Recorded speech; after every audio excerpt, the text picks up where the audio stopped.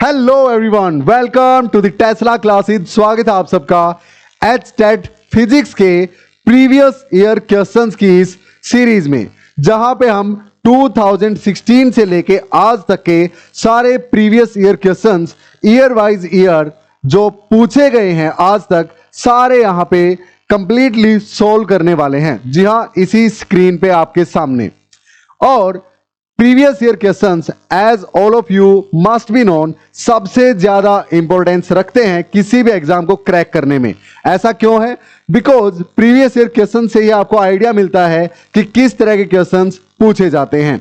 वहीं से आपको आइडिया मिलता है कि किन टॉपिक्स पे ज्यादा फोकस आपको करने की जरूरत है। वहीं से आपको आइडिया मिलता है कि एचटेट में पूछे जाने वाले क्वेश्चंस कितना टाइम टेकिंग होते हैं, कितना टाइम वो लेते हैं। और वहीं से आपको आइडिया आता है कि उन क्वेश्चंस का लेवल क्या होता है, टफनेस क्या होती है, या फिर इजीनेस कितनी रहती है, और कितना टाइम आपको देना है, कितना तैयार आपको होना पड़ेगा उसके लिए। ये सारा आइडिया आपको पीवाईक्यूज से मिलेगा। और बिलीव मी, अगर आप ये सीरीज कंप्लीट करते हैं मेरे साथ, सारे प्रीवियस ईयर क्वेश्चंस की, यानी लास्ट 10 इयर्स के सारे क्वेश्चंस अगर मेरे साथ यहां पे आप कंप्लीट करते हैं, गारंटी देता हूं आपको, आपके एटलीस्ट 50% मार्क्स, 50%, ज्यादा नहीं कहूंगा, जी हां, फिजिक्स में 50% मार्क्स आपके सिर्फ पीवाईक्यूज करने से ही हो जाएंगे। अब बाकी 50% कैसे होंगे? सिर्फ पीवाईक्यूज नहीं भैया, आपको इनके दाएं बाएं की सारी फिजिक्स और उससे रिलेटेड न्यूमेरिकल्स प्रैक्टिस करने पड़ेंगे। थ्योरी भी प्रैक्टिस करनी पड़ेगी, यानी पढ़नी पड़ेगी, उसके एक बार गो थ्रू होना पड़ेगा, अच्छे वाला रिवीजन उसका करना पड़ेगा, तभी आप आउट ऑफ 60 40 प्लस के बारे में सोच सकते हैं। जी हां, लेकिन यहां पे सिर्फ पीवाईक्यूज कर लेने से इतनी गारंटी देता हूं कि 30 प्लस मार्क्स तो आप फिर भी ले ही लेंगे, क्योंकि कुछ सर्टेन टॉपिक्स हैं जहां से क्वेश्चंस बार बार रिपीट होते हैं। जी हां, अब यहां पे ना मेरी एक आदत है ये बोलने की कि प्यारे बच्चों, अब मैं आपको क्या ही बोलूं, because some of you are even more experience than me, some of you are already teachers, yes, या फिर कुछ ऐसे भी होंगे जो जस्ट पोस्ट ग्रेजुएट हुए हैं फिजिक्स में। जी हाँ, तो समझ लीजिए, कभी कभी अगर प्यारे बच्चों भी निकले तो भी बियर कर लीजिएगा please. Maybe you are much experience as compare to me, या फिर आप हो सकता है मेरे लिए एक स्टूडेंट की तरह ही हो, या फिर कभी 11th-12th में मुझसे पढ़े ही क्यों ना हो। जी हाँ, बट सब चलेगा, प्लीज बियर विद इट। तो मेन फोकस कहां रहने वाला है? जी हाँ, अपनी इस सीरीज पे। So let us get started without any delay. Start करते हैं अपना आज का ये प्यारा सा सेशन, जहां पे हम 26 जुलाई 2025 को जो एचटेट हुआ था उसमें पूछे गए क्वेश्चंस 91 से लेके, अब 91 से अपना फिजिक्स का पोर्शन स्टार्ट हो जाता है 150 तक। हाँ, 91 से लेके 100 तक के जो 10 क्वेश्चंस हैं वो हम इस बार इस सेशन में करने वाले हैं।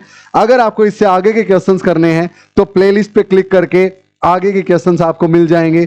जी हां, तो 10 क्वेश्चंस पर सेशन हम करते हुए चलेंगे। आप हर रोज एक वीडियो कवर कर लीजिए, मैक्सिमम आपका 45 मिनट्स और ए मैक्सिमम ऑफ 1 आवर, 40 मिनट से लेके 1 घंटे तक, 45 मिनट से लेके 1 घंटे तक का ये सेशन रहा करेगा, जिसमें के 10 क्वेश्चन आपको अच्छे से करने हैं। और गारंटी देता हूं, हर रोज ये 10 क्वेश्चन कर लीजिए, हर रोज ये 10 क्वेश्चन कर लीजिए। फाइनली गारंटी है 50% मार्क्स कहीं नहीं गए। वो फालतू हवाई वाली बातें करने का कोई फायदा नहीं है कि सिर्फ पीवाईक्यूज करके आप 50 प्लस ले लेंगे आउट ऑफ 60। ना भाई, चांस ही नहीं है, बिकॉज कोई क्वेश्चन रिपीट नहीं हुआ है स्टेट में। हाँ, टाइप्स रिपीट होते हैं, सेम क्वेश्चन रिपीट नहीं होता भाई। और अगर सेम क्वेश्चन रिपीट नहीं होता तो वैसे वैसे 5-7 क्वेश्चन आपको एटलीस्ट प्रैक्टिस करने पड़ते हैं। हाँ, यहां से आपको सिर्फ आइडिया आएगा क्या पूछता है, किस तरह से पूछता है, कौन से टॉपिक्स पढ़ने की आपको जरूरत है। So without any delay let us get started with the first question of the day that is on your screen. जी हां, एक बार इसको अच्छे से नोट कीजिए या फिर पॉज करके पढ़ लीजिए क्वेश्चन को, सोचिए। एटलीस्ट आप पोस्ट ग्रेजुएट है भाई फिजिक्स में, तो आपको ऑलरेडी बेसिक नॉलेज तो है ही, और अगर तैयारी कर रहे हैं तो फिर आपको हायर लेवल की भी है। तो इसको पॉज करके बिना मेरी हेल्प के अपना आंसर सिलेक्ट कीजिए क्या है सोल्व करके, और फिर मैच कीजिए मेरे वाले से। और अगर आपका आंसर आ गया है तो मेरी बातें सुनने का कोई फायदा नहीं है, आगे स्किप करके आगे चले जाइए और आंसर मैच कर लीजिए। आपका अगर मैच कर गया तो अगले क्वेश्चन पे चल पड़िए। हाँ, इस तरह से आप इस 1 आवर या 45 मिनट की वीडियो को 20 मिनट में भी कवर कर सकते हैं भाई। हाँ, क्लियर। तो आपको अपना नोटबुक एंड पेन लेके बैठना है, ऐसे नहीं कि लेके बैठ गए और बेड पे लेट गए, नहीं, ऐसा नहीं। पूरा फोकस के साथ फिजिक्स का स्टार्ट कर रहे हो भाई, किसी थ्योरेटिकल सब्जेक्ट का नहीं कर रहे। So let's get started with the first question. क्या बोलता है? A 0.56 micro henry inductor is used as part of the tuning circuit in a radio. बोलता है एक रेडियो के अंदर ट्यूनिंग सर्किट है भाई, हाँ, और उसके अंदर एक इंडक्टर यूज कर रखा है जिसका कि इंडक्टेंस दे रखा है 0.56 माइक्रो हेनरी। हेनरी किसकी यूनिट है? सेल्फ इंडक्टेंस की और म्यूचुअल इंडक्टेंस की। जी हाँ, सो यानी अपने को उसने एक वैल्यू दे दी भाई कि L is equal to, L से शो करते हैं 0.56 माइक्रो हेनरी, ठीक है। और बोलता है इसको ट्यूनिंग सर्किट के तौर पे यूज किया। Assume that inductor is ideal. अब इंडक्टर आइडियल होने का क्या मतलब है? मतलब इसका रेजिस्टेंस जीरो है भाई। हाँ, इसमें सिर्फ इंडक्टेंस है और क्या जीरो है इसमें? इसका कैपेसिटिव रिएक्टेंस जीरो है भाई। हाँ, इसका सिर्फ इंडक्टिव रिएक्टेंस है, अगर इंडक्टर है तो। ये दोनों इसके जीरो हैं, आइडियल इंडक्टर है। So the capacitance of a capacitor in picofarad, हाँ, that has the same reactance at a frequency of 90.9 megahertz is. बोलता है कि इस इंडक्टर को हटा के मैं कितने पिको फैराड का एक कैपेसिटर लगा लूं जो कि सेम रिएक्टेंस प्रोड्यूस करे, यानी करंट का सेम विरोध करे जितना कि ये इंडक्टर कर रहा है। सेम विरोध, हाँ। तो प्यारे बच्चों, इंडक्टर, प्यारे बच्चों आ रहा है ना, so bear with it. So inductor के लिए होता है इंडक्टिव रिएक्टेंस यानी XL, और कैपेसिटर के लिए होता है कैपेसिटिव रिएक्टेंस यानी XC। तो ये दोनों बराबर होने चाहिए, हाँ, तो बराबर होने चाहिए, तो इक्वल टू रख लेंगे भाई। लेकिन अभी इंडक्टर है तो इंडक्टर का कितना है इंडक्टिव रिएक्टेंस? आपको पता है XL is equal to omega L होता है। जी हाँ, इसी तरह equal to XC capacitive reactance 1 over omega C होता है, जहां पे ओमेगा एंगुलर फ्रीक्वेंसी जिसकी वैल्यू 2 पाई न्यू होती है। क्लियर है ये चीज? अब यहां से C की वैल्यू निकालनी, तो C को यहां ले आओ। So C is equal to 1 over omega, यहां जाएगा तो ओमेगा का स्क्वायर हो जाएगा, L भी नीचे जाएगा। क्या क्लियर है इतना? So that is equal to 1 over omega square. Omega होता है 2 पाई न्यू, सो 2 का स्क्वायर 4, पाई का स्क्वायर पाई स्क्वायर, और न्यू का स्क्वायर न्यू स्क्वायर, और L ऐसे का ऐसा।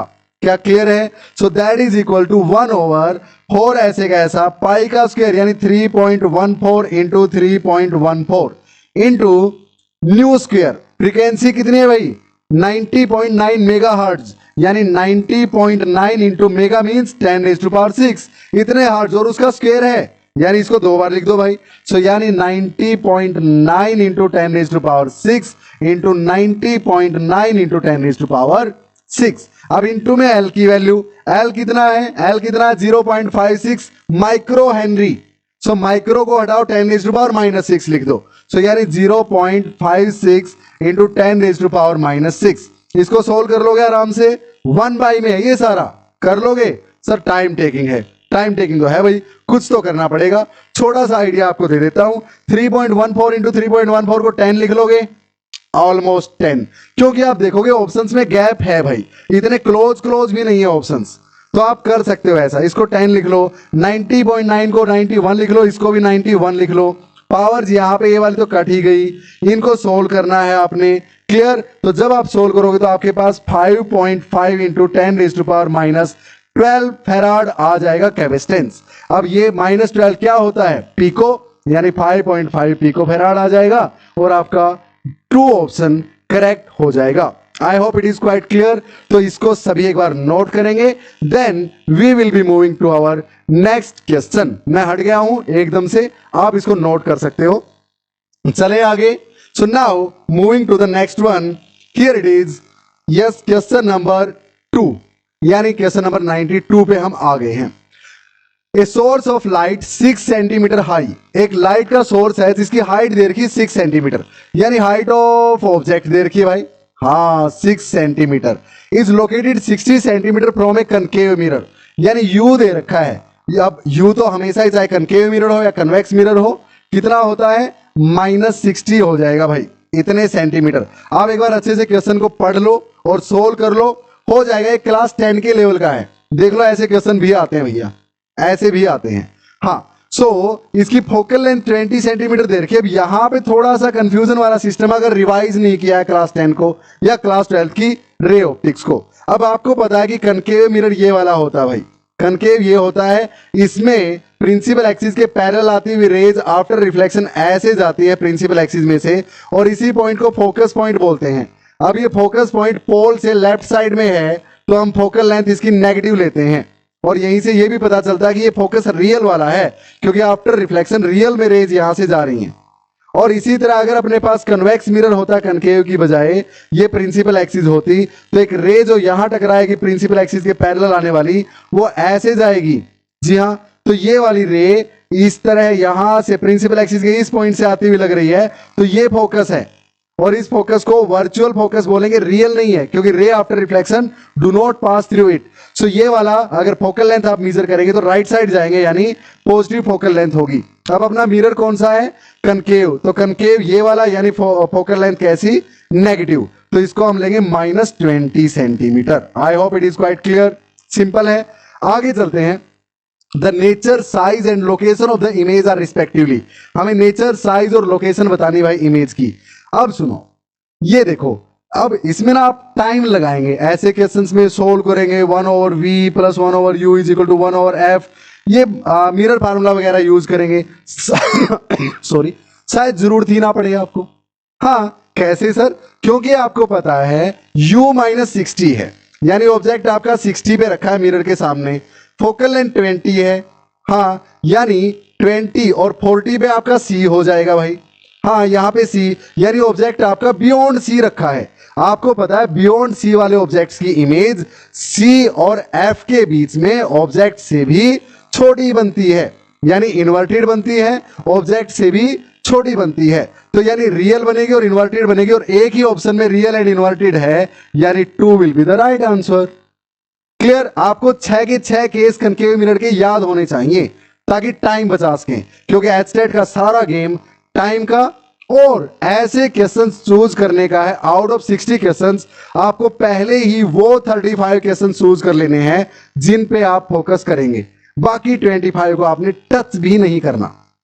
जी हाँ, क्लियर? हाँ, और अगर ऐसा आपका वो जो कॉमन सेक्शन आएगा वो अगर थोड़ा सा वीक है, तो फिर भाई 35 से काम नहीं चलेगा, ज्यादा अटेम्प्ट करने पड़ेंगे।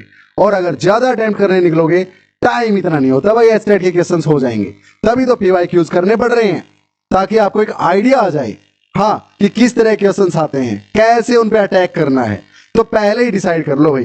क्लियर? तो इस तरह से ये 5 सेकंड का क्वेश्चन था। अगर आप फटाफट ये वैल्यूज देखेंगे तो इस तरह से जाएंगे तो, लेकिन वही बात है भाई, इससे करना है तो 1/v निकाल लेंगे, प्लस में 1/u, u की वैल्यू कितनी है? -60, तो ये -60 आ गया, इक्वल टू 1/f, f -20 है, तो ये आ गया भाई। तो ये अपने पास कितना आएगा? 1/v will be equal to 1/60 plus का हो जाएगा, माइनस में 1/20 है, यहाँ पे एलसीएम 60 आएगा, 1 माइनस में 3 हो जाएगा, माइनस के 2/60 हो जाएगा, यानी माइनस के 30, v की वैल्यू माइनस के 30। अब माइनस का 30 होने का क्या मतलब है? कि पोल से इस तरफ नहीं, लेफ्ट साइड। अच्छा, 30 पे, हाँ, तो ये 40 पे था c, f 20 पे था, तो 30 तो यही हुआ भाई, बीच में कहीं ना कहीं, हाँ या ना? तो यही बननी थी। क्लियर? तो इस तरह से, और आपको पता है कनकेव मिरर के सामने रियल और इन्वर्टेड ही बनती है। हाँ, रियल इमेज जो भी होगी वो स्ट्रेट नहीं हो सकती, इरेक्ट नहीं हो सकती भाई। इमेजिनरी जो है वो इरेक्ट होती, इन्वर्टेड नहीं हो सकती। समझ में आई बात? हाँ, इमेजिनरी स्ट्रेट हो सकती है, लेकिन इसमें ये गलत है भाई। तो clear? So real and inverted आपको पहले से ही पता चल गया, इन सारे ऑप्शंस का इतना जिक्र करने की जरूरत नहीं है। क्लियर? अब एक छोटी सी बात आप सबके साथ में शेयर करना चाहूंगा। यहां पे हम प्रीवियस ईयर क्वेश्चन कर रहे हैं। जी हाँ, जो क्वेश्चन में पूछा गया है वो हम क्लियर करते हुए चलेंगे बिना ज्यादा टाइम लगाए। लेकिन एवरीवन, मैं आप सबको बताना चाहता हूं कि अगर आप डीप स्टडी करना चाहते हैं पूरी फिजिक्स की, जैसे कि अपने पास ये वाला क्वेश्चन था, अभी आपने ये क्वेश्चन देखा, अब ये सेम क्वेश्चन आपको एग्जाम में नहीं मिलने वाला, तो क्या मिलेगा? जैसे कि मैंने आपको यहाँ पे पैरेलल रेजोनेंट सर्किट के बारे में बताया कि वो यूज करके इस तरह के सर्किट्स बनते हैं, और मैंने बताया कि ट्यूनिंग में डायरेक्ट एक फ्रीक्वेंसी से दूसरी फ्रीक्वेंसी पे कैसे जंप किया जा सकता है, बीच की फ्रीक्वेंसी को एस्केप करके, वो कैसे होता है। तो अब की बार अगर 2025 में, जो कि 2024 वाला एस्टेट था, वो 25 में हुआ है जुलाई में, उसका ये क्वेश्चन है, तो अब आगे ऐसा ऐसा सेम क्वेश्चन थोड़ी ना आएगा, नहीं, लेकिन इसके दाएं बाएं से आएगा। तो अब हमने क्या किया है, इस कोर्स में अपनी टेस्ला क्लासेस नाम की ऐप पे आप जाएंगे, प्ले स्टोर से डाउनलोड करेंगे, तो वहां पे हमने कोर्स बनाया हुआ है एस्टेट फॉर फिजिक्स, और उस पे इतना जी जान लगा रखा है ना कि सारा प्रीवियस 10 इयर्स का डेटा मैंने, जी हां, पूरा टाइम लगा के डीप स्टडी उसकी की है कि कहां से क्या पूछता है, कहां कहां से पूछ चुका है, कहां कहां से पूछ सकता है। मैंने आपको स्ट्रेटेजी वाली वीडियो जो थी उन, वो अगर आपने देखी है तो उनमें अपना वो पूरा डेटा दिखाया भी है, मैंने अपने सामने चिपका के रखा है, और वहां से उसी को फॉलो करते हुए स्टेप बाय स्टेप एक ऐसा कोर्स आपके लिए तैयार कर दिया गया है कि एक क्वेश्चन, अब यही क्वेश्चंस मैंने कोर्स में भी करवा रखे हैं, पीवाईक्यूज करवा रखे हैं कोर्स में भी, उसमें सिर्फ पीवाईक्यू नहीं है, वो क्वेश्चन जो है उसके आसपास क्या आपको पढ़ने की जरूरत है, उसके लिए बुक उठाने की जरूरत नहीं रहेगी। जो मैं करवा दूंगा इस कोर्स में, उससे बाहर कहीं नहीं जाना है, गारंटी देता हूं। आउट ऑफ 60 55 प्लस का वहां से आएगा। उस कोर्स के अंदर सब कुछ इंक्लूड होगा। पोस्ट ग्रेजुएशन के क्या क्वेश्चंस पूछता है, जी हां, वहां पे हमने इन पीवाईक्यूज को चैप्टर वाइज सेग्रीगेट कर रखा है, चैप्टर वाइज, टॉपिक वाइज, किस किस टॉपिक से पूछता है। अब जैसे force and laws of motion है क्लास 11 का चैप्टर, अब उसको आप पूरा थोड़ी ना पढ़ोगे, नहीं, तो सिर्फ कितना पढ़ने की जरूरत है उतना ही आपने इस बैच में करवाया गया है, इससे बाहर नहीं जाना। 60 डेज का ये बैच आपका रहेगा, अगर आप हर रोज 1 घंटा इसको देते हो तो, जी हां, और अगर रोज 2 घंटे दे दोगे तो मात्र 30 डेज में आप ये कवर कर लोगे। क्लियर है इतना? यहां आपको क्या क्या ऑफर होता है, प्री रिकॉर्डेड लेक्चर मिलेंगे ताकि आप अपने पेज पे उसको आगे पीछे कर सको, क्योंकि आप ऑलरेडी फिजिक्स के स्टूडेंट रहे हो या फिर टीचर भी हो सकते हैं, तो आपको इतना टाइम नहीं लगना, इसीलिए रिकॉर्डेड लेक्चर आपके लिए बेटर रहेगा as compare to the live, जहां पे टाइम टेकिंग होती है चीजें। 24/7 मेरी लाइव डाउट सपोर्ट आपके लिए रहेगा। आप मेरे को व्हाट्सएप कीजिए इस कॉन्टैक्ट नंबर पे और डाउट अपनी पोस्ट कर दीजिए, या फिर बोलिए कि मुझे डाउट्स लेनी है, लाइव आ जाओ, मैं आपको एक लिंक सेंड करूंगा, लिंक सेंड करते ही मैं आपके सामने स्क्रीन पे लाइव दिख जाऊंगा और सारे प्रॉब्लम्स का सॉल्यूशन आपका हो जाएगा, इतनी भी गारंटी है। पिछले 10 सालों के सारे पीवाईक्यूज इसमें कवर होंगे और बेस्ट एनालिसिस हमने किया हुआ है, बेस्ट डीप में स्टडी इन टॉपिक्स की कर रखी है, जिससे कि आपको मैक्सिमम बेनिफिट मिलने वाला है। 100% एफिशिएंसी बेस्ड लर्निंग का मतलब है कि भैया जो एग्जाम में आता है स्टेट में, वही चीजें हमने टच की है, उससे बाहर हम नहीं गए हैं, ताकि ऐसे ऐसे तो फिजिक्स पढ़ने लोगे बहुत बढ़िया भाई, क्लास 6 से स्टार्ट हो जाती है, पोस्ट ग्रेजुएशन के बाद तक चलती है भाई। क्लियर? जो एस्टेट पूछता है कई बार, सो हर चैप्टर से कितने क्वेश्चंस पूछे गए हैं, किस तरह क्वेश्चंस पूछे गए हैं, किस पॉइंट से क्वेश्चन उठाता है, सब यहां पे आपको मिलेगा, and that is only at ₹399। आज के दिन पॉकेट मनी होती है एक बच्चे की, इससे ज्यादा क्या ही होगा भैया, इससे सस्ता क्या ही होगा। So now without any delay let us move to the next question, या फिर आप अपनी अच्छी सी तैयारी यहां से भी कर सकते हैं, सारे पीवाईक्यूज में करवाने वाला हूं। हाँ, प्लीज सिर्फ पीवाईक्यूज के भरोसे मत रहिएगा, यहां से आपको सिर्फ आइडिया लेना है, तैयारी अपनी सेल्फ स्टडी से भी आप कर सकते हैं। क्लियर? लेकिन सिर्फ पीवाईक्यूज के भरोसे मत रहिए, अपनी बुक उठाइए, सेल्फ स्टडी कीजिए, क्वेश्चंस प्रैक्टिस कीजिए, अपनी स्पीड बढ़ाइए और उन टॉपिक्स पे फोकस कीजिए जो एग्जाम में पूछे जाते हैं। क्लियर? चलिए भाई, now moving to the question number 93, here it is on your screen. ध्यान से पढ़िए।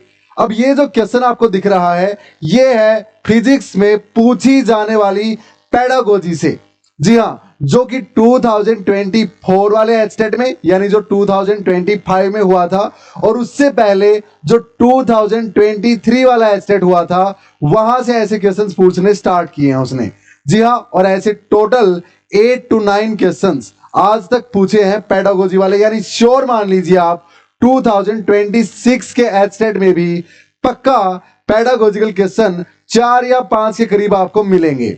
जी हां, तो चलिए फिर देखते हैं इस क्वेश्चन में क्या बोलता है। और साइंस की पेडागोजी समझनी है आपको बेसिकली, यानी उसी से होते हुए क्या बनती है, फिजिक्स की पेडागोजी बनती है। चलिए भाई, बोलता है विच of the following option is not true. Note true वाला क्वेश्चन है भाई, पेडागोजी में पढ़ते हो नोट वाले क्वेश्चंस, हाँ वैसे अप्रोच लेके चलनी है इसके toward. Note true about A प्यूपिल who has developed a scientific attitude। Scientific attitude develop कर चुके एक बच्चे में इनमें से कौन सी बात लागू नहीं होती उस बच्चे पे। चलो भाई देखते हैं एक एक करके। He is clear and precise in his activity। तो सबसे पहली बात तो जो साइंस एजुकेशन का पर्पस है एवरीवन, वो होता ही ये है कि बच्चे के अंदर साइंटिफिक एटीट्यूड डेवलप करना है। या so the goal of science education is to develop scientific attitude in A kid, in a student.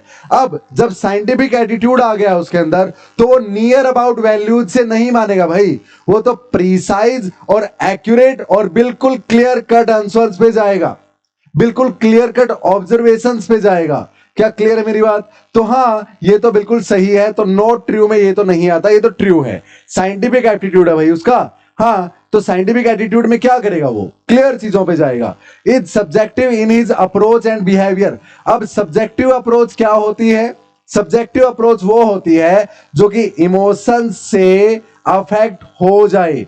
जी हाँ, जो कि दूसरे के ओपिनियन से आप अपने आप में बदलाव कर लो। जी हाँ, खुद की समझ कम लगाओ, दूसरे के ओपिनियन, दूसरों को देख के अपने इमोशंस वगैरह को आप चेंज कर लो, तो इसको सब्जेक्टिव अप्रोच बोलते हैं। जबकि साइंस में सब्जेक्टिव की बजाय ऑब्जेक्टिविटी काम करती है एवरीवन। क्या चीज काम करती है? ऑब्जेक्टिविटी काम करती है। अब ऑब्जेक्टिविटी क्या होती है? जी हाँ, ऑब्जेक्टिविटी होती है आंकड़ों पे बेस्ड कंक्लूजन लेना, ना कि इमोशंस पे बेस्ड या किसी के ओपिनियन पे बेस्ड रहना। नहीं, आंकड़े क्या बोलते हैं उनको अच्छे से स्टडी करेंगे, रिजल्ट्स क्या बोलते हैं उनको अच्छे से स्टडी करेगा बच्चा, और तब किसी रिजल्ट पे पहुंचेगा। यानी साइंस ऑब्जेक्टिविटी के साथ काम करती है, ना कि सब्जेक्टिविटी के साथ। सो सब्जेक्टिविटी नहीं होती भाई उसके अप्रोच और बिहेवियर में। नहीं, ऐसा नहीं कि आप कुछ भी बोलेंगे और वो मान लेगा। नहीं, ऐसा नहीं आप इमोशनली उसको कुछ डेविएट करने की कोशिश करेंगे और वो डेविएट हो जाएगा ना। वो डेटा पे काम करता है, ऑब्जर्वेशंस पे काम करता है, रिजल्ट्स पे काम करता है, एक कंक्लूजन पे पहुंचता है। तो ये जो है नॉट ट्रू, यानी एक तो ऑप्शन ये हो सकता है, बाकी आगे चल के देखते हैं। Always based his judgement on verified facts and not on opinion. Opinion पे बेस्ड नहीं होते भाई उसके फैक्ट, उसके जो है जजमेंट ओपिनियन बेस्ड नहीं होते। क्या होते हैं? ऑब्जेक्टिविटी बेस्ड होते हैं, सब्जेक्टिविटी बेस्ड नहीं होते। इमोशंस ओपिनियंस पे वो काम नहीं करता। तो यानी ये भी बिल्कुल सही है। Preferred to suspend his judgement if sufficient data is not available. बिल्कुल क्रिटिकली ओपन माइंडेड होते हैं साइंटिफिक एटीट्यूड वाले बच्चे। क्रिटिकली ओपन माइंडेड होने का क्या मतलब है कि जब तक एग्जैक्ट डाटा नहीं आ जाएगा, जी हाँ सुफिशिएंट डाटा नहीं होगा, तो बोलेंगे ना ना ना मैं कंक्लूजन पे नहीं पहुंचूंगा, ये वाली चीज लैक कर रही है, मैं इसको रिजल्ट के तौर पे यूज नहीं कर सकता। सो अगर डाटा इनसुफिशिएंट है तो वो क्या कर देगा? डिस्कार्ड कर देगा। सो सस्पेंड कर देगा जजमेंट को अगर डाटा नॉट अवेलेबल है या इनसुफिशिएंट है। तो ये बात भी बिल्कुल सही, यानी आंसर क्या होगा? 2 आ जाएगा। तो ऑब्जेक्टिविटी और सब्जेक्टिविटी वर्ड यहां पे समझने लायक थे, ध्यान से इसको आप पढ़ेंगे। क्या क्लियर है? So now moving to our next question, here it is the next one on your screen. और ये एक बार फिर से हमें ऐसा एक क्वेश्चन दिखाई दे रहा है आपके एचटेट 2024 में, जो कि कब हुआ था? जुलाई 2025 में। समझ रहे हैं ना आप हम कौन से वाला कर रहे हैं? जी हाँ। So here comes question number 94 of set A of that exam. Set ए से उठाए भाई मैंने ये क्वेश्चंस। अब सुनो, select the incorrect statement regarding difference between examination and evaluation। Examination और इवैल्यूएशन में डिफरेंस के रिगार्डिंग इनमें से कौन सी स्टेटमेंट सही नहीं है? तो पहले आपको इवैल्यूएशन का पता होना चाहिए क्या होती है। इवैल्यूएट करना, अब आप किसी बच्चे के बारे में कुछ जानना चाहते हैं तो आप उसका एग्जाम ले लेंगे या फिर उसको कंटिन्यूअसली वो ऑब्जर्व करेंगे। तो यही फर्क है एग्जामिनेशन में और किसमें? असेसमेंट में। यस, इवैल्यूएशन में। तो बेसिकली इवैल्यूएशन एक बड़ा केस है भैया। इवैल्यूएशन और एग्जामिनेशन इसी का एक पार्ट है। एग्जामिनेशन इवैल्यूएशन का ही एक पार्ट है। तो आप जब किसी को इवैल्यूएट करते हो तो सिर्फ उसका एग्जाम नहीं लेते, बल्कि उसका बिहेवियर भी चेक करते हो, कैसे बिहेव करता हो, क्या मोरल वैल्यूज है उसके अंदर। जी हाँ, तो आप यहाँ पे मोरालिटी की भी बात करते हो, बिल्कुल आइडियलिज्म की बात करते हो कि भाई वो कितना आइडियल है, यानी कितना नियर है उन चीजों के जो कि आइडियल हैं। क्लियर, इन सब बातों का जिक्र करते हो और एग्जामिनेशन का भी जिक्र आप उसमें करते हो। लेकिन एग्जाम सिर्फ किस लिए लिया जाता है भाई? एक बच्चा 8th में है, ये देखना कि वो 9th के लायक हो गया या नहीं हो गया, तो इसीलिए उसका क्या ले लो, एग्जाम ले लो। लेकिन आपने इवैल्यूएट थोड़ी ना कर लिया एक बच्चे की सब्जेक्ट नॉलेज चेक करके। क्या आपने ये चेक कर लिया कि मोरल वैल्यूज उस बच्चे के अंदर है या नहीं है? नहीं कर पाए। सो दोनों में डिफरेंस तो बड़ा है और एग्जामिनेशन इवैल्यूएशन का ही एक पार्ट है। अब देखते हैं कि डिफरेंसेस क्या क्या हैं जो इसने दिखा रखे हैं। The scope of examination is narrower than that of the evaluation. बिल्कुल सही है, एग्जामिनेशन का तो सिर्फ इतना सा काम है भाई, और इवैल्यूएशन तो बहुत बड़ा स्कोप है। क्लियर, तो इसके अंदर में एग्जामिनेशन आता है। अब एग्जामिनेशन से आप क्या देखते हैं? प्रमोशन वगैरह देखते हैं भैया, हाँ, उसके मार्क्स वगैरह देखते हैं, वो उसकी पूरी जजमेंट नहीं है। क्लियर, तो इसका स्कोप बहुत कम है और इससे आप बहुत कुछ जान पाते हैं बच्चे के बारे में इवैल्यूएशन से। तो हाँ, एग्जामिनेशन का स्कोप बहुत नैरोवर यानी बहुत तंग है, बहुत छोटा है as compare to evaluation. Evaluation is a continuous process. बिल्कुल, आप उसको ऑब्जर्व करेंगे लगातार बच्चे को, ऐसा नहीं कि एग्जाम लेके छोड़ दिया और आप उसके बारे में सब कुछ पता कर पाएंगे, नहीं। तो evaluation is a continuous process which goes on continuously, लगातार चलती है। ये भी बिल्कुल सही है भाई।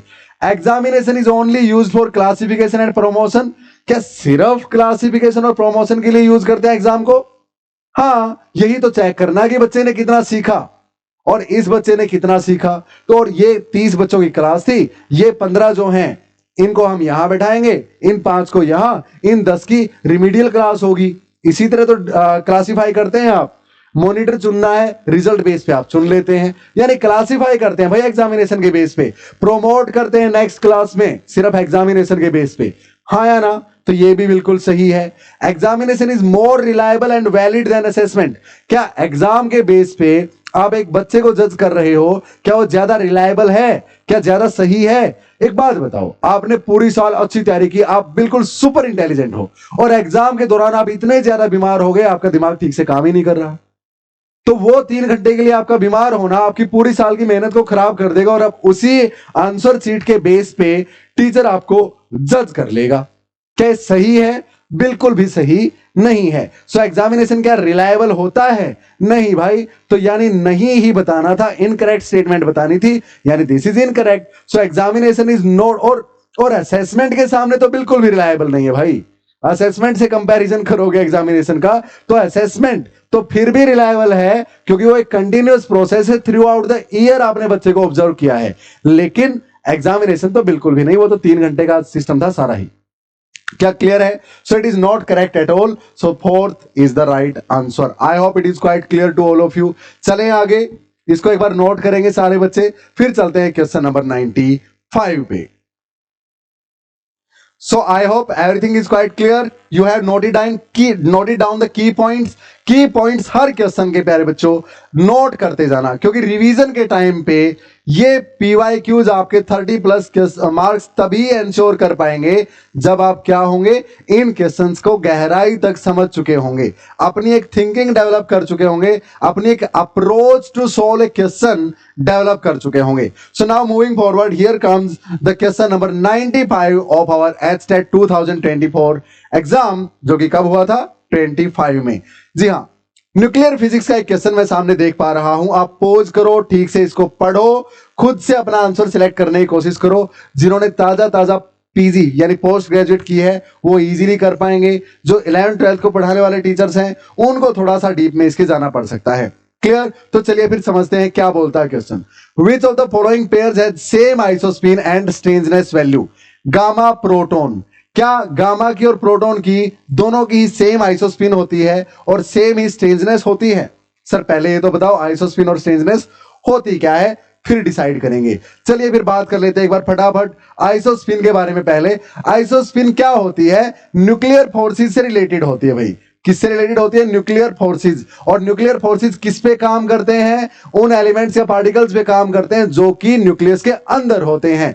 यानी न्यूक्लियर फोर्सेस काम करेंगे न्यूट्रॉन पे और प्रोटॉन पे। क्या इलेक्ट्रॉन पे काम करेंगे? नहीं। क्या गामा पार्टिकल यानी फोटोन पे काम करेंगे? बिल्कुल भी नहीं। तो इसका मतलब आइसोस्पिन, न्यूट्रॉन और प्रोटॉन की तो कुछ ना कुछ हो सकती है, क्योंकि न्यूक्लियस के अंदर होते हैं, न्यूक्लियॉन्स बोलते हैं इनको, इन पे न्यूक्लियर फोर्स काम करते हैं, तो इनकी तो कुछ ना कुछ आइसोस्पिन है। लेकिन इलेक्ट्रॉन और प्रोटॉन की तो कुछ भी आइसोस्पिन नहीं है। क्या क्लियर है मेरी बात? हाँ, तो यानी भाई ये बात तो क्लियर है। अब स्ट्रेंजनेस की बात करें तो स्ट्रेंजनेस क्या होती है? आपको पता है सारे एलिमेंट्री पार्टिकल्स क्वार्क्स से मिलके बने होते हैं। किससे मिलके बने होते हैं? क्वार्क्स से। अब क्वार्क्स भी कई तरह के होते हैं। आप quark, down quark, strange quark पढ़े होंगे ना, अलग अलग तरह के। 6 तो मिनिमम आपने पढ़े ही हैं, अगर ज्यादा डीप में नहीं गए तो भी। तो ग्रेजुएशन में पढ़ लिए थे 6 के 6। अब क्वार्क से मिलके होते हैं, बने होते हैं इलेक्ट्रॉन भी, न्यूट्रॉन भी, प्रोटॉन भी, गामा भी, सारे के सारे। अब स्ट्रेंज क्वार्क जिनमें होते हैं ना, कौन से वाले? स्ट्रेंज क्वार्क्स जिन वाले एलिमेंट्स या पार्टिकल्स में होते हैं, उनकी स्ट्रेंजनेस कुछ ना कुछ होती है। जैसे कि केओन्स हैं आपके, क्लियर है? इसी तरह लैम्डा बैरियंस हैं आपके, क्लियर? ये भी केओन बैरियंस बोले जाते हैं। लैम्डा बैरियंस है आपके, सिग्मा बैरियंस है आपके, सिग्मा पॉजिटिव, सिग्मा नोट पढ़े होंगे। इन सब की स्ट्रेंजनेस कुछ ना कुछ होती है। लेकिन ये जो है आपके गामा है, प्रोटॉन है, न्यूट्रॉन है, इलेक्ट्रॉन है, इनमें से कोई भी स्ट्रेंज क्वार्क से मिलके नहीं बना होता। ये mostly up and down quark से मिलके बने होते हैं भाई। मोस्टली क्या है, ये वाले जो दिखा रखे हैं तो सारे ही अप एंड डाउन क्वार्क से मिलके बने होते हैं। स्ट्रेंजनेस इनकी 0 होती है। तो स्ट्रेंजनेस तो सभी की सेम है, स्ट्रेंजनेस का तो चक्कर ही खत्म हो गया। क्लियर? सभी की 0 है, इनकी कोई भी स्ट्रेंज क्वार्क से मिलके नहीं बना है भाई। तो यानी इनकी स्ट्रेंजनेस तो सबकी क्या है? 0। तो वो तो सारे केसेस के लिए सही फिट बैठती है। इनकी भी दोनों की स्ट्रेंजनेस 0, इसकी भी 0, इसकी भी 0, इसकी भी 0, 0 0 0 0। अब बात करते हैं आइसोस्पिन की। अब आइसोस्पिन बताओ क्या होती है? न्यूक्लियर फोर्सेस इस पे काम करते हैं। अब प्रोटॉन की तो है कुछ ना कुछ, गामा पार्टिकल तो नहीं है भैया, नहीं। तो यानी इसकी तो आइसोस्पिन 0 है और इसकी कुछ ना कुछ है, तो ये ऑप्शन नहीं हो सकता। दोनों के आइसोस्पिन अलग अलग हो गई। न्यूट्रॉन तो न्यूक्लियस के अंदर है, गामा तो नहीं है भाई। गामा तो तब निकलता है जब प्रोटॉन न्यूट्रॉन में कन्वर्ट होता है या न्यूट्रॉन प्रोटॉन में होता है, पता है ना आपको? क्लियर? तो या फिर कोई electron lower to higher orbit में जाता है या हायर से लोअर में आता है, तब पता है ना इस चीज का। हाँ, अब यानी इनकी भी सेम नहीं है भाई। तो न्यूट्रॉन प्रोटॉन की बिल्कुल हो सकती है, दोनों न्यूक्लियस के अंदर हैं। हाँ, आइसोस्पिन हो सकती है सेम। गामा और इलेक्ट्रॉन की दोनों की 0, दोनों ही न्यूक्लियस से बाहर हैं। तो ये भी आंसर सही है सर, और ये भी सही है। अब बात आती है दोनों में से सही कौन सा है। चलिए बात करते हैं। अब जो गामा है इसकी तो फॉर श्योर 0 है, इलेक्ट्रॉन की भी फॉर श्योर 0, तो इस आंसर में तो कोई ऑब्जेक्शन है ही नहीं। अब न्यूट्रॉन प्रोटॉन की जब बात करते हैं आप, तो न्यूट्रॉन की आइसोस्पिन है ना, जो इसका थर्ड वाला पोर्शन होता है। देखो आइसोस्पिन के IX, IY और IZ 3 कंपोनेंट होते हैं प्यारे बच्चों।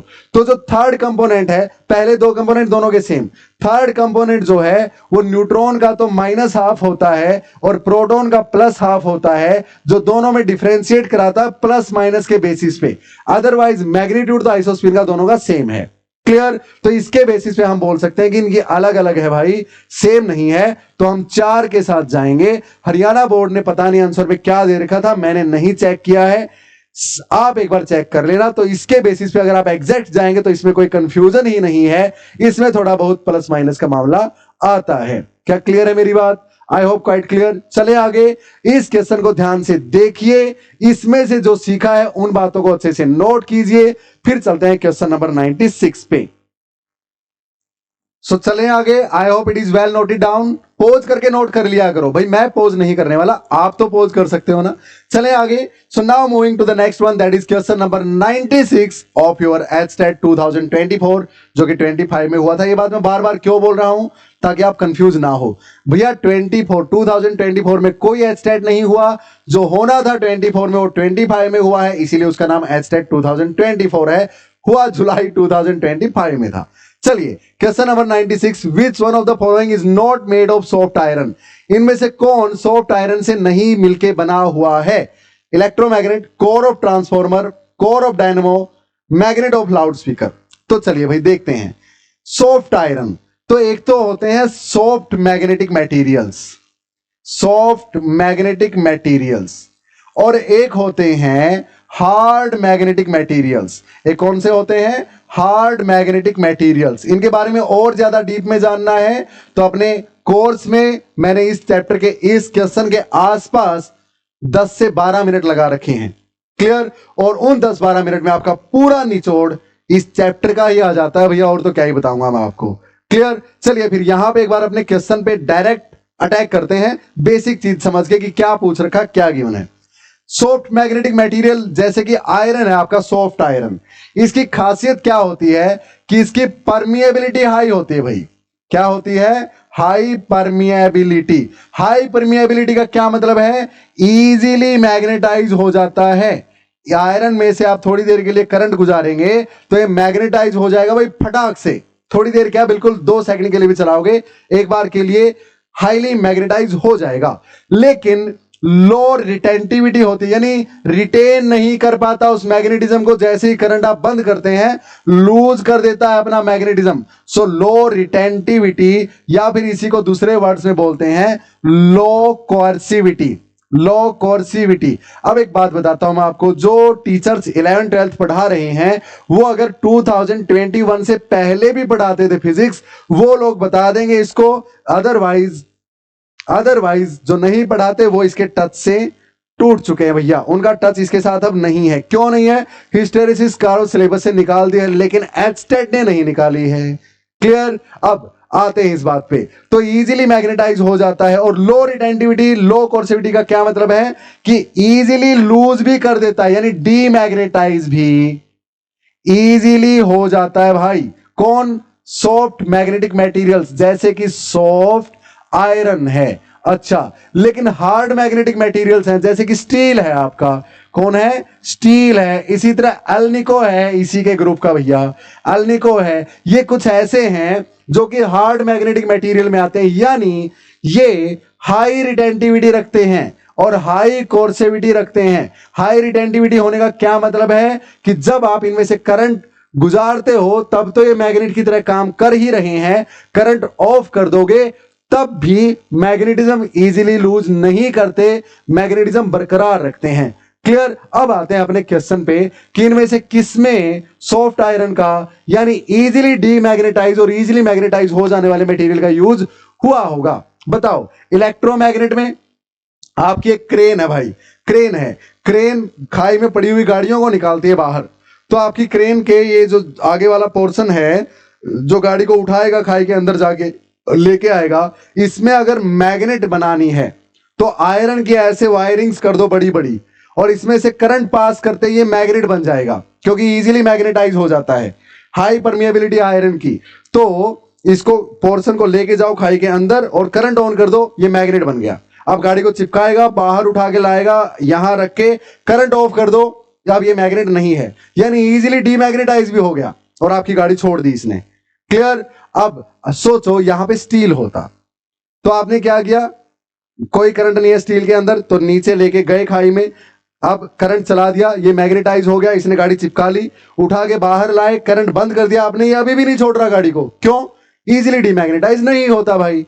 परमानेंट मैग्नेट्स बनाने के काम आता है स्टील या फिर अल्निको। तो clear? I hope it is quite clear. तो यानी अब हमें इलेक्ट्रोमैग्नेट में तो कैसा चाहिए जो इजीली मैग्नेटाइज, इजीली डीमैग्नेटाइज हो जाए, यानी सॉफ्ट आयरन का यूज किया जाता है इलेक्ट्रोमैग्नेट को बनाने में। कोर ऑफ ट्रांसफॉर्मर, आपके ट्रांसफॉर्मर की कोर, अब ट्रांसफॉर्मर में आप अल्टरनेटिंग करंट चलता है आपके घर के पास जो ट्रांसफॉर्मर है, या फिर आपके टीवी में भी आपको छोटा सा ट्रांसफॉर्मर मिलता है। तो अब वो जो ट्रांसफॉर्मर है उसमें अल्टरनेटिंग करंट आता है, अल्टरनेटली करंट अपनी डायरेक्शन चेंज करता है, और उसके कारण जब डायरेक्शन ये थी तो मैग्नेटाइज अलग डायरेक्शन में हुआ, ये थी तो अलग डायरेक्शन में हुआ। तो यानी वो साथ की साथ जब करंट मैक्सिमम जाता है तो मैग्नेटाइज हो जाता है, मिनिमम जाता है तो डीमैग्नेटाइज हो जाता है। तो उससे क्या होता है? हीट ज्यादा जनरेट नहीं हो पाती। अगर वो कंटिन्यूसली मैग्नेटाइज रहेगा, कंटिन्यूसली करंट रहेगा, तो क्या होगा, हीट ज्यादा डेवलप होगी और हीट एनर्जी की फॉर्म में बहुत सारी एनर्जी लूज हो जाएगी। तो इसीलिए हमें क्या करना है, जब करंट मैक्सिमम हो जाए तो मैग्नेटाइज, मिनिमम हो तो demagnetize, maximum magnetize, minimum demagnetize. अब करंट एसी ही क्यों लाना है, पता है ना, ट्रांसफॉर्मर वगैरह के बारे में पढ़ा है, स्टेप अप स्टेप डाउन, हाँ वही पर्पज है। क्लियर है, ज्यादा डीप में नहीं जाएंगे, टॉपिक पे स्टे करते हैं वापस यहां पे। तो कोर ऑफ ट्रांसफॉर्मर भी यानी सॉफ्ट आयरन कोर की बनी होती है ताकि इजीली मैग्नेटाइज डीमैग्नेटाइज हो जाए, जिससे कि करंट का फ्लो एक बार के लिए टूटे, मैग्नेटिज्म का फ्लो टूटे और हीट एनर्जी की फॉर्म में एनर्जी वेस्ट होने से बच जाए। अब डायनमो कोई अलग चीज नहीं होती, वो मैंने बताया कि आपके टीवी में लगा होता है ट्रांसफॉर्मर, वही चीज यही है और कुछ नहीं है भाई, अलग नहीं है। क्या क्लियर है? हाँ, तो इसमें भी सॉफ्ट आयरन कोर का यही पर्पज है। मैग्नेट ऑफ लाउड स्पीकर, एक बात बताओ मुझे, लाउड स्पीकर के अंदर आप एक इलेक्ट्रोमैग्नेट वाली मैग्नेट थोड़ी ना लगाएंगे, उससे क्या होगा, current maximum minimum, magnetism high low, आपकी आवाज अफेक्ट होती रहेगी जो लाउड स्पीकर से आ रही है। तो वहां पे आपको परमानेंट मैग्नेट चाहिए, कौन सी चाहिए, परमानेंट, और सॉफ्ट आयरन एक परमानेंट मैग्नेट नहीं बन सकती भाई, यानी ये वाला आंसर आपका हो जाएगा। I hope it is quite clear. इस क्वेश्चन में जितनी बातें सीखी हैं सारी की सारी नोट कर लीजिए। बढ़ते हैं क्वेश्चन नंबर 97 की तरफ। सो चलिए चलते हैं क्वेश्चन नंबर 97 की तरफ। Here it is on your screen. ये देखो 2024 वाले एचटेट में ही ये तीसरा क्वेश्चन आ चुका है, पहले 10 क्वेश्चंस में ही, जो फिजिक्स की पेडागोजी यानी साइंस की पेडागोजी से पूछा गया है। प्यारे बच्चों ध्यान से पढ़ो इसको, क्या बोलता है, which is not an observational skill in practical work. इनमें से ऑब्जर्वेशनल स्किल के अंडर में कौन सा नहीं आता, ये नोट वाले ही ज्यादा पूछता ताकि सारे ऑप्शंस पे आपको जाना पड़े, टाइम कंज्यूम करवाता है। तो भैया सुनो, ये अपने पास नोट ऑब्जर्वेशनल स्किल पूछा है इसने। तो बेसिकली साइंस में ना 3 तरह की स्किल्स का हम यूज करते हैं। एक होती है ऑब्जर्वेशनल स्किल, एक होती है आपकी मैनिपुलेटिव यानी मैनिपुलेट करना, और एक होती है इंटरप्रिटेटिव स्किल। ये 3 ना प्रोसेस स्किल्स के अंडर में आती है, तीनों की तीनों प्रोसेस स्किल्स के अंडर में आती हैं। प्रोसेस मतलब कोई भी एक्सपेरिमेंट आप करते हो तो उसके अंडर में जो स्किल्स डेवलप आप में होनी चाहिए या फिर जो ऑब्जर्व की जाती हैं वो ये 3 है, ऑब्जर्वेशनल, मैनिपुलेटिव एंड इंटरप्रिटेटिव। सुनो क्या होता है, ऑब्जर्वेशनल में डाटा सिर्फ कलेक्ट करना होता है, data collection only, no further process. उसके बाद क्या प्रोसेस होनी है वो ऑब्जर्वेशनल स्किल से उसका कोई लेना देना नहीं है। क्लियर? मैनिपुलेटिव स्किल क्या होती है, जो डाटा लिया है अब उसमें चेंजेस करना अकॉर्डिंग टू द सिचुएशंस, यानी वो भी ऑब्जर्वेशन के बाद की बात हो गई, तो इसकी भी बात नहीं करनी। इंटरप्रिटेटिव, अब उस डाटा को इंटरप्रेट करके रिजल्ट्स लेना, यानी ये भी ऑब्जर्वेशन के बाद की बात होगी। अपने को सिर्फ ऑब्जर्वेशनल स्किल के बारे में उसने बोला है। सो कौन सा नहीं है ऑब्जर्वेशनल स्किल के अंडर में नहीं आता, to read about instrument and measure physical quantities. तो एक बात बताओ, आप मान लिया एक वर्नियर कैलिपर आपके सामने, क्लास 11 में पढ़ाते हैं आप बच्चों को या पढ़ा है आपने, वर्नियर कैलिपर में पहले क्या करते हैं, मेन स्केल डिविजन्स देखते हैं, वर्नियर स्केल डिविजन्स देखते हैं, उनको नोट करते हैं, यानी ये चीजें ऑब्जर्व करते हैं आप, है ना। हाँ, तो इंस्ट्रूमेंट के बारे में जानते हैं, ये भी ऑब्जर्वेशन ही है, उसको देखते हैं, जानते हैं, अच्छा ये वर्नियर स्केल है, ये इसका मेन स्केल है, ये इसका जो है। हाँ, and measure physical quantities, measure करना यानी डाटा कलेक्ट करना, उसके बाद का तो कोई काम नहीं किया ना आपने, नहीं, यानी ये तो है भाई ऑब्जर्वेशनल स्किल, बिल्कुल है। To follow the correct sequence while making observations, जब ऑब्जर्वेशंस कर रहे हैं तब करेक्ट सीक्वेंस में डाटा को लिखना। क्लियर? हाँ, ये तो ऑब्जर्वेशन का ही हिस्सा है। वाइल यानी जब ऑब्जर्वेशंस कर रहे हैं, तो आप ऑब्जर्वेशंस के फर्दर प्रोसेस पे तो नहीं गए हैं ना, यानी ऑब्जर्वेशनल स्किल पे ही आप हैं। क्लियर है? अब to interpreting results, verifying theories and drawing conclusions, conclusion निकाल दी, यानी आप डाटा कलेक्शन के फर्दर चले गए, फर्दर प्रोसेस पे चले गए, यानी ये भैया ऑब्जर्वेशनल स्किल का हिस्सा नहीं है, ये आपका आंसर हो जाएगा। क्लियर है? अब to make careful observations in a systematic manner, ये तो सेम बात हो गई, सेम बात होगी भैया। करेक्ट सीक्वेंस यानी केयरफुल ऑब्जर्वेशंस, सिस्टमैटिक मैनर में लेनी, सिस्टमैटिक मैनर यानी करेक्ट सीक्वेंस में उनको लेना। क्या क्लियर है? ये भी करेक्ट है, यानी ये सही नहीं है ऑब्जर्वेशनल स्किल्स के मामले में। इन बातों को लिख लीजिए, मैं हट जाता हूं, एकदम पूरा स्पेस आपको दे देता हूं। चलते हैं क्वेश्चन नंबर 98 की तरफ। So here it is in front of you, question number 98। ये आपका ग्रेजुएशन के बेस पे बोलोगे या पोस्ट ग्रेजुएशन के बेस पे बोलोगे? देख लो भाई ध्यान से, या फिर 12th बेस पे बोलोगे। अगर 12th में डीप स्टडी की है इस चैप्टर की, किसकी? मैग्नेटिक मटेरियल्स वाले की, जहां पे ससेप्टिबिलिटी वगैरह पढ़ते हो और मैक्सवेल्स इक्वेशंस पढ़ते हो या गोज थ्योरम पढ़ते हो, गोज लॉ इन मैग्नेटिज्म पढ़ते हो, तो कर भी सकते हो। अदरवाइज ग्रेजुएशन में तो डायरेक्टली करते हो बहुत इजीली। चलो फिर करते हैं। If a magnetic dipole mz, magnetic dipole है यानी मैग्नेटाइजेशन जरूर होगा कुछ ना कुछ, हाँ, is kept at origin in magnetic material of susceptibility m, उस मैग्नेटिक मटेरियल की ससेप्टिबिलिटी दे रखी है भाई। The auxiliary field H, auxiliary field होती है, पढ़ा क्लास 12 में भी H के बारे में, हाँ, intensity of magnetization, magnetizing intensity, 3-4 terms होती थी, याद आया कुछ? हाँ। सो ये H दे रखा है, auxiliary field R is not equal to 0 satisfies which of the following 4 conditions. क्या डेल क्रॉस H, अच्छा इस क्रॉस को क्या बोलते थे? क्या कर्ल ऑफ H बोलते हैं? बिल्कुल। डेल डॉट H, क्या डाइवर्जेंस ऑफ H बोलते हैं? बिल्कुल। तो चलिए एक एक करके सबकी बात करते हैं। एक बात बताओ मुझे, मैक्सवेल्स इक्वेशन क्या बोलती है? क्या इन चारों में से मैक्सवेल्स इक्वेशन में कोई आता है? ये जो आपको दे रखे ये इन दो में से मैक्सवेल्स इक्वेशन में कोई आता है? बिल्कुल आता है। क्या आता है? Del cross H।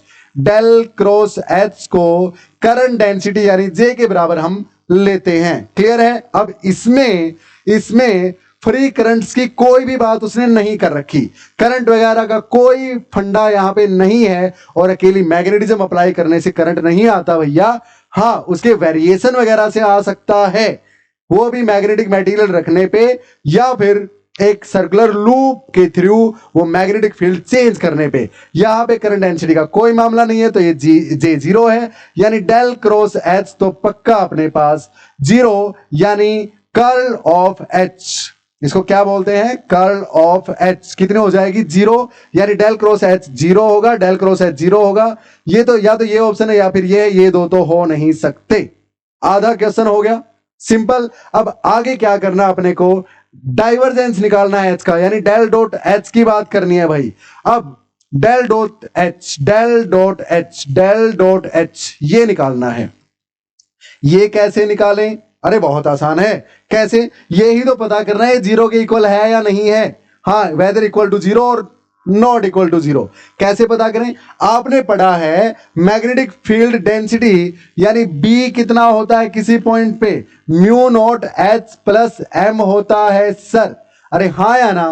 क्लियर? ये क्या है? M मैग्नेटाइजेशन, H क्या है? ऑक्सिलरी फील्ड ऑलरेडी आपको दे रखी है भैया।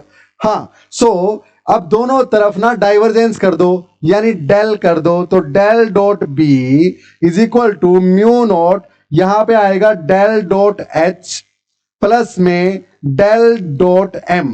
क्या मेरी बात क्लियर है सबको? ये इसके बराबर आएगा। गोज लॉ क्या बोलता है? गोज लॉ इन मैग्नेटिज्म बोलता है कि डेल डॉट बी 0 होता है भाई। क्या होता है? 0। 0 के नीचे म्यू नोट को लाओगे तो भी 0। हाँ, so 0 is equal to del dot H plus में डेल डॉट M, यानी ये इनका सम 0 के इक्वल है। अब डेल डॉट H किसके इक्वल बच गया? Del dot H is equal to minus del dot M। अब मैग्नेटाइजेशन सॉरी, मैग्नेटाइजेशन क्या होता है? किसी भी पॉइंट पे, किसी भी क्षेत्र में, रीजन में मैग्नेटिक डाइपोल मोमेंट्स की डेंसिटी होती है बेसिकली। और उसने बोला है मैग्नेटिक डाइपोल की वैल्यू mz है, यानी z के अलोंग इसकी वैल्यू क्या हो सकती है? वेरी कर सकती है। सिंपल है ये चीज। और अगर वैल्यू वेरी करेगी तो डेल डॉट M 0 होने से रहा, 0 तो होगा नहीं, यानी del dot H will not be equal to 0, यानी will not be equal to 0। 3 is the right answer. I hope quite clear. तो भैया ऐसा क्वेश्चन एटलीस्ट 3 टाइम्स रिपीट हो चुका है। 2 to 3 टाइम्स, हाँ रिपीट हो चुका है। तो इसके बारे में जो जो पढ़ा है हमने, एक मेन बात क्या पढ़ी कि मैक्सवेल इक्वेशन क्या बोलती है, क्या बोलती है भाई कि sir del cross H is equal to J. Next time पता नहीं क्या पूछ लेगा इसमें से, है ना, तो इसलिए लिखना जरूरी है। अपने कोर्स में इसी को डीप में मैंने करवा रखा है, बिल्कुल भी घबराने की जरूरत नहीं है। So del cross H is equal to J. और गोस थ्योरम क्या बोलती है, गोस थ्योरम क्या बोलती है अभी भी बताया, del dot B is equal to zero. कहां गया ये रहा, del dot B is equal to zero. Clear, ये दो बातें याद रखने की जरूरत है। और ये पता होना चाहिए बी किसके इक्वल होता है भाई, mu naught H plus M के इक्वल होता है सर। चले आगे, इसको अच्छे से नोट कर लो भैया। चलते हैं क्वेश्चन नंबर 99 की तरफ। I hope well noted, pose करके नोट कर लिया करो भाई, मैं ऐसे ही चलता रहूंगा। Next question, question number 99 of the note the day, आज के दिन का 9वां क्वेश्चन, लेकिन इस क्वेश्चन पेपर का 99 क्वेश्चन, फिजिक्स पोर्शन का 9th क्वेश्चन क्या बोलता है। ये तो सिंपल वाला, सिंपल नहीं है, थोड़ा सा सोचने लायक है, थोड़ा सा सोचने लायक है क्लास लेवल 10 ही, 10 क्लास का लेवल है ऑप्टिक्स का। ये दूसरा क्वेश्चन ऐसा आ गया है आज के 10 क्वेश्चंस में जो कि इजी वाला है। ऑप्टिक्स लिख के ले लीजिए, सबसे ज्यादा पूछी जाती है एचटेट के एग्जाम में, सबसे ज्यादा पूछे जाने वाले 2 चैप्टर्स में नाम आता है ऑप्टिक्स का। ये मैंने स्ट्रेटजी वाली वीडियो में भी बताया है आपको। तो ये देखो, लेकिन इजी होते हैं ऑप्टिक्स के क्वेश्चंस, आप देख के घबरा जाते हो क्योंकि आपकी प्रैक्टिस इतनी नहीं रहती। इसका मेन रीजन ये भी है कि ग्रेजुएशन में और पोस्ट ग्रेजुएशन में ऑप्टिक्स खो ही जाती है, जिसका स्पेशलाइजेशन नहीं होता उनके लिए तो बिल्कुल क्लियर। तो चलो भाई, a person with normal near point 25 centimetre, normal 25 ही होता है, हाँ, reads a book of small font using A magnifying lens. Magnifying lens कौन सा होता है, कन्वेक्स लेंस। उसकी फोकल लेंथ दे रखी है, अब कन्वेक्स लेंस तो ये है भाई, इसकी फोकल लेंथ क्या होगी, इस तरफ होगी, यानी f will be equal to positive. अरे कन्वेक्स लेंस की पॉजिटिव होती है, तो यानी f is equal to +5 centimetre. अच्छा, the nearest and farthest distance at which he can read a book when viewed through a magnifying glass। अब एक magnifying glass के अक्रॉस उसको एक बुक को पढ़ना है।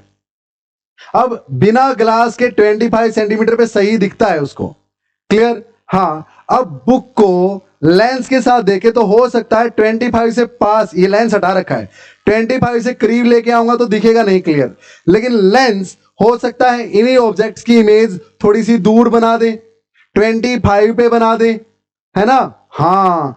तो ये बुक पास से पास कहां रखी जा सकती है कि इस पर्सन को वो ऑब्जेक्ट्स, वो फॉन्ट्स 25 सेंटीमीटर पे दिखे, और दूर से दूर कहां रखी जा सकती है कि इस पर्सन को इस लेंस के थ्रू क्लियरली दिख जाए, यानी इमेज इंफिनिटी पे दिखे, क्योंकि फार पॉइंट एक स्मूथ आई का, नॉर्मल आई का इंफिनिटी होता है, नियर पॉइंट 25 सेंटीमीटर होता है। आई होप सिचुएशन क्लियर है आपको। तो आपको बताना है near and the farthest point. तो देखो भाई, नियर पास से पास कहां रखे वो यू आपको निकालना है, लेकिन जहां मर्जी रखे उस लेंस ने अगर इमेज 25 पे बना दी तो ही सही देख पाएगा ना पर्सन उस लेंस के थ्रू, हाँ। तो यानी v will be equal to -25, क्योंकि in front of the lens वो बनेगा, हाँ। तो यानी यहां पे 1/v - 1/u is equal to 1/f। So 1/v यानी 1/-25 - 1/u is equal to 1/f, कितना, प्लस का 5। So 1/u will be equal to -1/25 - 1/5। So it will make 25 as LCM -1 -5 -6/25, 1/u की वैल्यू आई तो u की वैल्यू उल्टा कर दो, u will be equal to -25/6 centimetre. तो -25/6 एक ही ऑप्शन में है, यानी 2 is the right answer. Question तो हो गया, अब हम फार पॉइंट भी उसका निकाल लेंगे, क्वेश्चन का तो आंसर आ गया। अब फार पॉइंट जब निकालेंगे तब फोकल लेंथ चेंज हो जाएगी क्या लेंस की, नहीं, वो तो वही रहनी है सर, +5 सेंटीमीटर। ऑब्जेक्ट को कहां पे रखा जाए, दूर से दूर, हाँ, कि उसकी इमेज यानी v कहां बने, फार पॉइंट यानी इन्फिनिटी पे। क्या क्लियर है मेरी बात। So 1/f will be equal to 1/v - 1/u, यानी लेंस फार्मूला लगाएंगे, v की वैल्यू इन्फिनिटी है, 1/∞ अनडिफाइंड यानी 0 के करीब चला जाएगा। So 1/u is equal to, minus को इस तरफ ले आऊं, -1/f, यानी 1/u is equal to -1/f कितना 5, सो यानी u is equal to -5 centimetre. तो ये आ गया भैया, यानी this is the right answer. I hope it is quite clear. Question को समझे आप, वो बिना लेंस के 25 सेंटीमीटर में बुक को सही से पढ़ सकता है। हाँ, लेकिन लेंस आ गया। अब लेंस क्या करेगा, बुक आप क्लोज भी लाओगे तो भी इन ऑब्जेक्ट्स को कहां तक मैं पास से पास ला सकता हूं, इन फॉन्ट्स को, कि ये लेंस इसकी इमेज 25 पे बना दे, क्योंकि मुझे तो 25 पे सही दिखता है। क्लियर? तो वो पास से पास कितना है, इतना है भैया। दूर से दूर कितना है, इतना है भैया। समझ में आया ये चीज? So note it down. इस तरह क्वेश्चंस को कैसे करना है फटाफट नोट कर लो। चलें नेक्स्ट क्वेश्चन पे। So here it is question number 100 on your screen. आज के अपने बैच का, अपने सेशन का लास्ट क्वेश्चन प्यारे बच्चों, ध्यान से देखना है। The current amplification factor, current amplification factor यानी कौन सा आ गया, सेमीकंडक्टर डिवाइसेस वाला चैप्टर आ गया भैया। अब ये 11th 12th में ये टॉपिक नहीं है, एम्पलीफायर रिमूव कर दिया है सीबीएसई ने भी, हरियाणा बोर्ड ने भी। कब से? कोरोना के दौरान से, कोरोना के दौरान से, हाँ तब से बाहर निकाल दिया। तो करंट एम्प्लीफिकेशन फैक्टर, अब ये क्या होता है, अल्फा बीटा गामा, याद आया कुछ? हाँ, तो फॉर कॉमन एमिटर अरेंजमेंट, अगर कॉमन बेस है तो करंट एम्प्लीफिकेशन फैक्टर को अल्फा बोलते हैं। अगर कॉमन एमीटर है तो करंट एम्प्लीफिकेशन फैक्टर को बीटा बोलते हैं। और अगर कॉमन आपका कलेक्टर है, याद आया, कॉमन कलेक्टर सर्किट है आपका या एम्पलीफायर है आपका, तो उसको गामा बोलते हैं। I hope it is quite clear. और आपको पता होना चाहिए इनमें रिलेशन क्या था, alpha was equal to beta over 1+ में beta. I hope it is quite clear, याद है? अब इसमें देखो, बोलता कॉमन एमीटर अरेंजमेंट है भाई, कॉमन एमीटर वाली अरेंजमेंट है, ठीक है, इज 59। करंट एम्प्लीफिकेशन फैक्टर यानी बीटा की वैल्यू 59 दे रखी है, बीटा इज इक्वल टू 59। हाँ, if the emitter current is 5 milli ampere, IE emitter current is 5 milli ampere, then the value of collector current अपने को निकालनी है, IC की वैल्यू निकालनी है भाई। अब IC किसके इक्वल होता है, IC is equal to beta times IE होता है, बीटा टाइम्स IE के बराबर होता है IC। याद करनी ये चीजें आपको। जी हाँ, जहां पे चैप्टर मैंने समझा रखा है कोर्स में, वहां बिल्कुल डीप में सारी चीजें एक बार रिवाइज करवा रखी हैं आपको। तो या फिर अपनी बुक उठाओ क्लास 12 की पुराने वाली, या फिर गूगल वगैरह का यूज कर सकते हो, कोई दिक्कत नहीं है, सारे फार्मूला वगैरह आ जाएंगे। समझने में कहीं दिक्कत आए तो आप मुझसे कांटेक्ट कर सकते हो 9729856173 पे। एक व्हाट्सएप मैसेज करना है या कॉल करनी है, मैं आपको सब हेल्प करने के लिए I am always there for you all. Clear है इतना? चलिए भाई, so IC is equal to beta IE, लेकिन ये बीटा भी तो निकले पहले, बीटा, हाँ, या फिर अरे IC is equal to alpha IE, IC is equal to alpha IE। Common base है ना, कॉमन एमीटर है ना, कॉमन एमीटर है, हाँ, तो ये वाला कॉमन बेस में अल्फा, ये यहां पे लेंगे अल्फा भैया। जब कॉमन एमीटर में करंट आपको दे रखा है, एमीटर करंट दे रखा है कॉमन एमीटर वाली अरेंजमेंट में, तो यहां पे IC किसके इक्वल हो जाता है, अल्फा IE। ये वेरी होते हैं भाई, पता है ना, जब कॉमन अलग दे रखा हो, यहां पे कॉमन एमीटर है, कॉमन बेस होता तो फैक्टर अलग आता, कॉमन कलेक्टर होता तो अलग फैक्टर आता, ये पता होना चाहिए आपको। So alpha is equal to beta और में 1+ बीटा। अब आपके पास यहां पे अल्फा की ही वैल्यू आपके पास होती है I इन कलेक्टर बाय में I इन एमीटर। क्लियर? एक रिलेशन ये होता है आपके पास, तो यानी यहीं से तो फिर ये लिखा है भाई, यही तो लिखा, सेम चीज, और तो कुछ अलग थोड़ी ना है। So alpha is equal to beta by में 1+ बीटा, बीटा की वैल्यू कितनी है 59। सो 59 बाय में 1+ 59 यानी 60। अल्फा आपके पास आ गया, तो I कलेक्टर आपको निकालना है, अल्फा की वैल्यू कितनी है 59/60, 59/60 इंटू में IE कितना है 5 मिली एम्पियर, तो ये 5 इसको 12 पे काटेगा, 12 59 को कितने पे काटेगा, 12 चौके 48, 11 0 12 नी में 108.9 हो जाएगा, इतने milli ampere, 4.9 milli ampere, 1 will be the right answer. I hope it is quite clear. So प्यारे बच्चों, या फिर डियर स्टूडेंट्स, या फिर डियर टीचर्स, या मेरे सीनियर्स, या मेरे कलीग्स, या फिर मेरे जूनियर्स, आप सबके लिए आई होप ये सेशन काफी फायदेमंद रहने वाला है। मिलते हैं नेक्स्ट सेशन में, जहां पे हम क्वेश्चन नंबर 101 से लेके 110 तक चलेंगे नेक्स्ट 10 क्वेश्चंस पे। इस तरह से सारे PYQs 2016 से लेके आज तक के सारे हम कवर करने वाले हैं। या फिर आप एक काम और कर सकते हैं, अपना बैच जो चल रहा है टेस्ला क्लासेस नाम की एप्लीकेशन प्ले स्टोर से डाउनलोड कर सकते हैं। वहां पे HTET फॉर फिजिक्स के नाम से आपको एक बैच मिलेगा, that is only available at 399। इससे सस्ता क्या ही होगा। जी हाँ, इसमें प्री रिकॉर्डेड लेक्चर्स मिलते हैं आपको, 24/7 लाइव डाउट के लिए मैं अवेलेबल हूं आपके लिए। PYQs मिलते हैं पिछले 10 ईयर्स के, बेस्ट इन डेप्थ एनालिसिस कर रखा भाई। आपको यह बता रखा वहां पे कि पूरी फिजिक्स पढ़ने की जरूरत नहीं है, और जो पढ़ना है, सिर्फ जो पढ़ना है वो चीजें वहां पे करवा रखी हैं। हाँ, बेसिस क्या है अपना, पिछले 10 ईयर्स के प्रीवियस ईयर क्वेश्चंस, लेकिन हर क्वेश्चन पे 10-10, 15-15 मिनट लगा के उस क्वेश्चन के आसपास से और क्या पूछ सकता है, उस चैप्टर में से और क्या क्या पूछ सकता है, ये सब आपको बताया गया है। और वहां पे हमने PYQs को चैप्टर वाइज सेग्रीगेट किया है। सारे चैप्टर्स प्लस फिजिक्स की पेडागोजी का अलग लेक्चर, प्लस आपकी पोस्ट ग्रेजुएशन में पूछे गए क्वेश्चंस का अलग चैप्टर, प्लस ग्रेजुएशन में पूछे गए क्वेश्चंस का अलग चैप्टर, और क्लास 11 के क्लास 12 के सारे चैप्टर्स को अलग अलग PYQs की फॉर्म में सेग्रीगेट करके सारे फिजिक्स का revision with in 30 to 40 lectures करवा रखा है। जी हाँ, आप कर सकते हैं, इजीली आपका HTET क्वालिफाई हो जाएगा, ऐसी मेरी गारंटी है। एंड वहां पे एक क्वेश्चन को 1 मिनट में कैसे सोल्व किया जाए, ये भी स्ट्रेटेजी आपको समझाई गई है। सो मिलते हैं नेक्स्ट सेट ऑफ 10 क्वेश्चंस के साथ। टिल देन पढ़ते रहिए, बढ़ते रहिए। जय हिंद everyone, take care, see you soon in the next one.